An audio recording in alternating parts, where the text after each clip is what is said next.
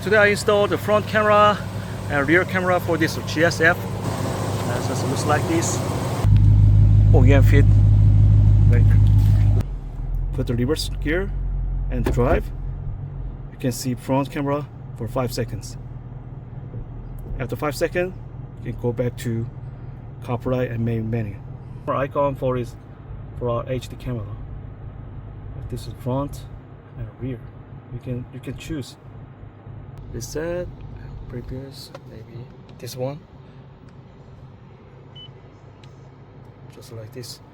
You can set close, near, middle, far. I recommend you set far.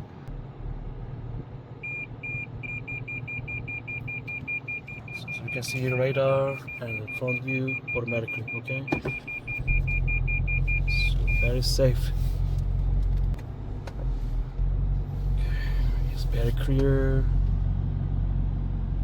Good resolutions. Even at night, it's very perfect, very well. It's looking, you can see very clearly.